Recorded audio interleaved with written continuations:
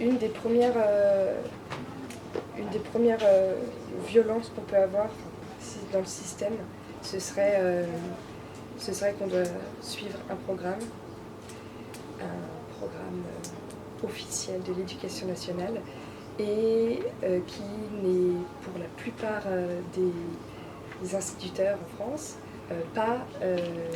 on n'arrive pas à le terminer. Donc déjà là, je trouve qu'on nous impose des choses, on nous met une certaine pression en fait pour dire il faut suivre cela de cette façon et finalement personne n'y arrive. Personne n'arrive à terminer le programme.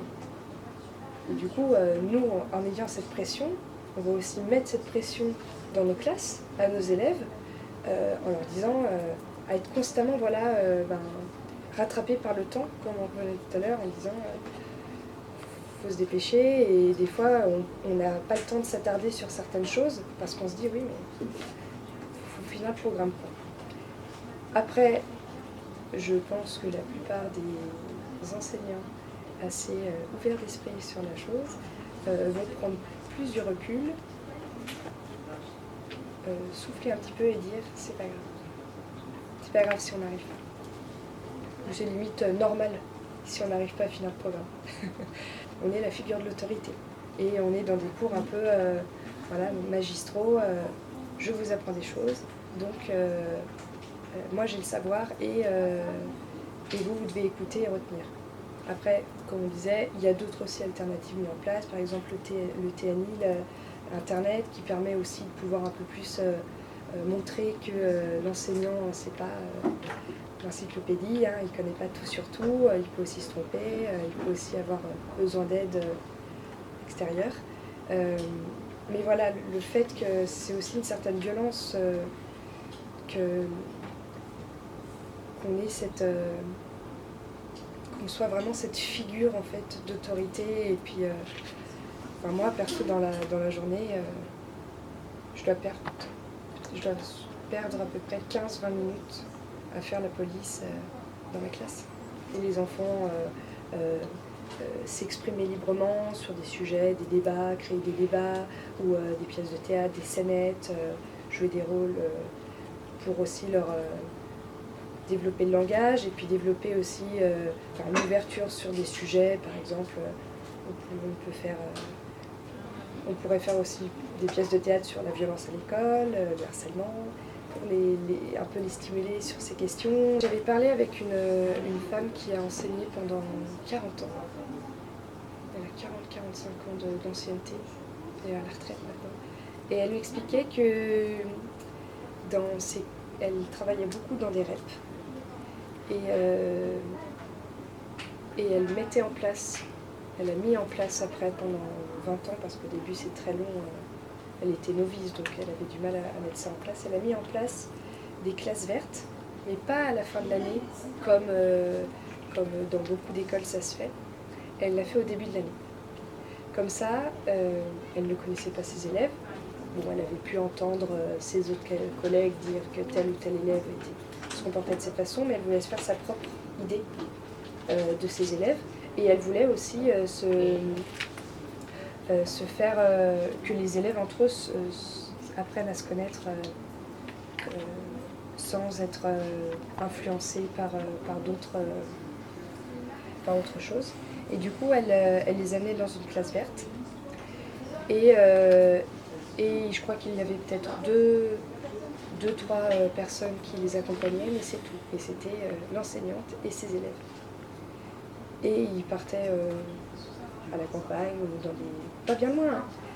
Et pendant une semaine, avec eux, ils pouvaient créer vraiment un groupe classe uni,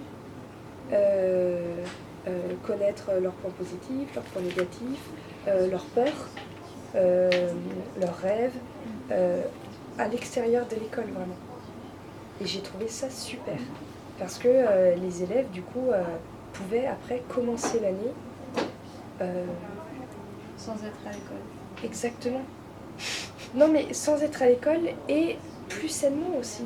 C'était plus sain et puis ils avaient pu se connaître avant. Du coup, ils avaient pu aussi créer des affinités en dehors de l'école, en dehors des temps de classe où il faut se taire, en dehors des cours de récréation où il faut 20 minutes. voilà, 20 minutes où on peut extérioriser tout ça. Et ils ont pu créer des affinités, se connaître plus personnellement. Et après, pouvoir arriver dans la classe, avoir vraiment un groupe classe amis aussi. 20 heures en fait, en plus de nos 35 heures par semaine, pour tout ce qui va être un conseil de maître, APC, aide pédagogique complémentaire. Ce qui va être aussi avec on va avoir des formations les mercredis ou les samedis. Et on a la liberté de choisir, mais c'est principalement français et maths qui sont imposés. Et c'est tout, je crois. Et on nous impose tout ça, alors il faut prendre le bon, hein, parce que les formations, c'est très intéressant. Et ça peut vraiment nous aider pour plus tard.